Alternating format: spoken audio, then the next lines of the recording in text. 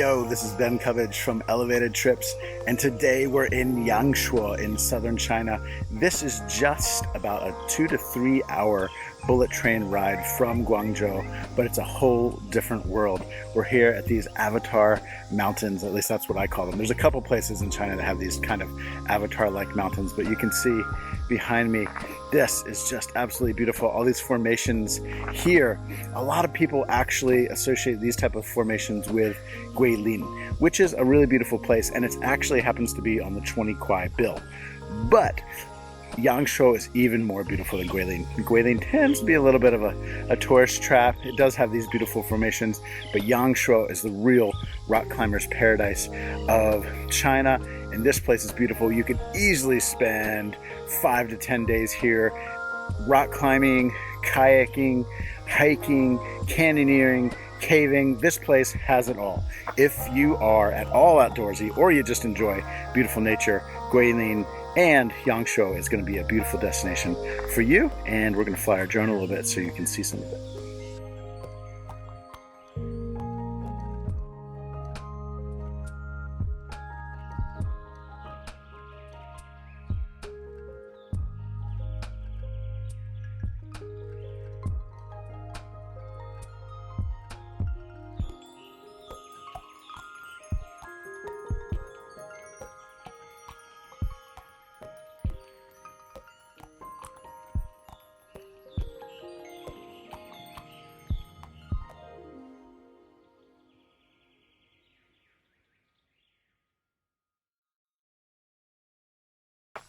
Okay, so I get to spend actually a week at this camp with these wonderful young Chinese kids, roughly about ages 7 to 12. And we're camping, we're outside, we're canyoneering, we're caving, and this is going to be a super awesome, great week. Okay, the first thing I'm going to tell you about Guilin and Yangshuo, particularly Yangshuo, is it's super hot. It is 39 degrees Celsius today. That's right on the border of right around 100 degrees Fahrenheit, and it is humid and sticky. We have just been basically hanging out in the shade all day long, just going out, even doing a 5-minute hike earlier in the day was exhausting, and it'd be easy to come back with a headache after that hike. So it's hot in the summer. Highly recommend visiting Yangshuo in either the spring, May or June, or the fall time, September, October. Temperatures are a little bit cooler.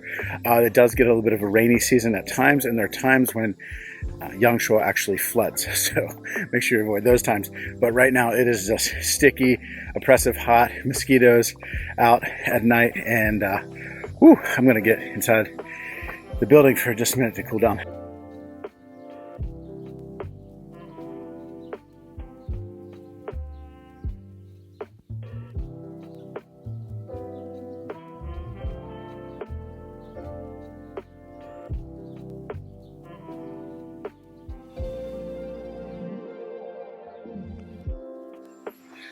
We are walking on this really crazy jungle path. It's super narrow. It's about as narrow as 1 foot width.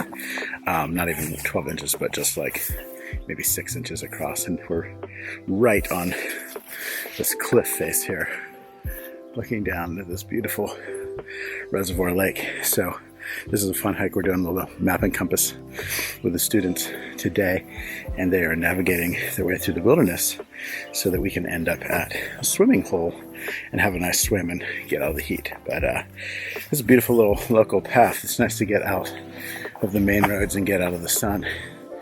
And this is pretty wild. Ooh, almost lost it.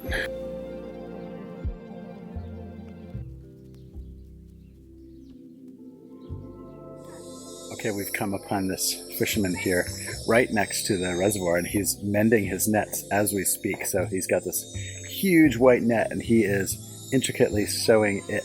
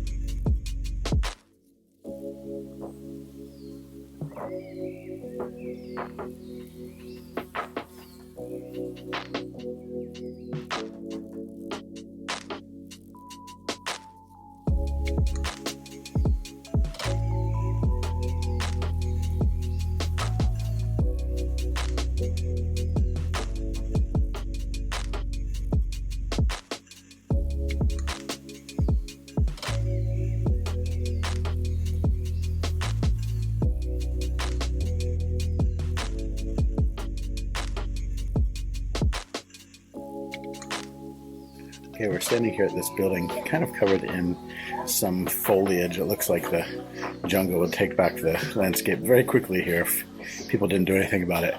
And this building is actually from the Qing dynasty. I know it doesn't look like much to us, but so that's pretty cool. And this is really the old town of Liugong village, and we're exploring these old buildings here. Okay, behind me here above this door frame, you can see these little wooden round pegs. These are sticking out, and they show kind of a marriage status for the family. That's really interesting because this house actually behind me is 385 years old. This is the oldest house in the village, and these little pegs here show something very interesting, which is kind of the amount of points that a family has in their arranged marriage setup.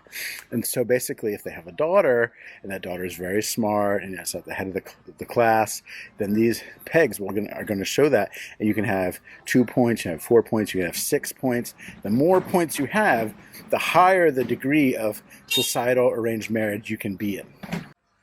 So for a boy or a girl, you can only marry someone within your class. So if your door frame has a low 2 points on it, you can only marry someone kind of within that 2-point class. You can almost think about it as the caste system in India, but much, much more localized to a village. And so if you're very, very low in points, you can only marry someone of the same stratum as you. If you have 4 points or 6 points, the higher you are, then your daughter or your son can marry higher into the marriage system. So this is the way marriages were arranged. Basically, your points are calculated, and you advertise them on the front of your door so that everyone knows when your son or daughter comes to marrying age that this is the station that they're going to marry in.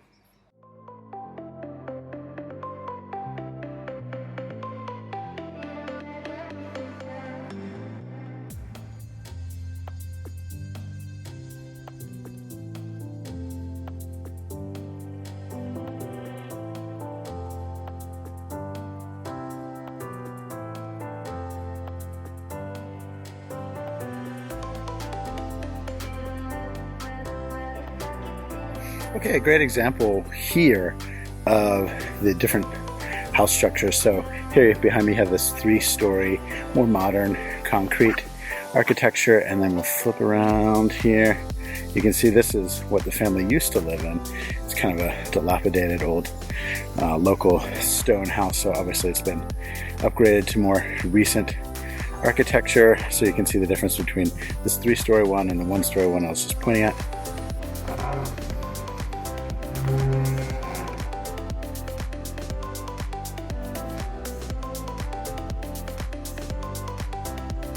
We are inside one of these little wooden doors. I just happened to kind of creep in here. It's obviously closed and no one lives in here, but you can see from the inside, it's quite dark. You know, there's not a lot of windows going on here in a building that's 200 to 300 years old. This is kind of what they're dealing with. And basically it's just a kitchen and bedroom all in the same place.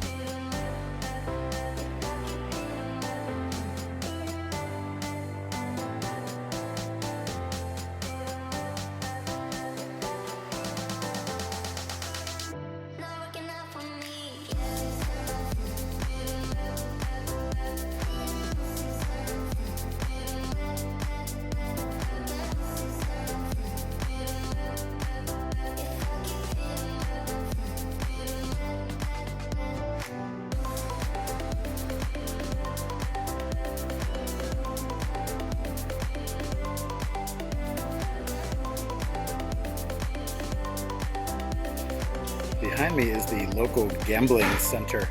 So this is where they're playing mahjong, a very local card game where the cards are kind of elongated, about twice as long as a normal card and maybe twice as thin. And mahjong is kind of the gambling game of choice for a lot of China, and it's a way a lot of guys end up blowing their inheritance, sadly. So hopefully these guys aren't doing that. But it is kind of a very Chinese board game type game, a little bit like dominoes, but much more complicated.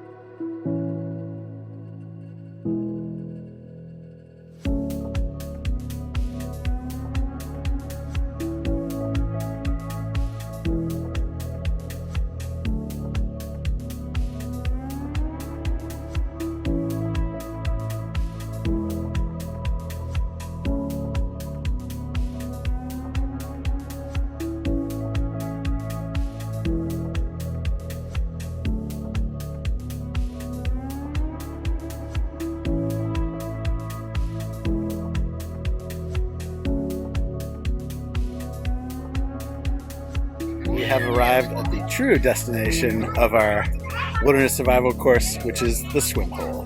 We're on the Yulong River here, and we're about to get cool from all that sun that we've been experiencing, and I'm pretty excited to get wet.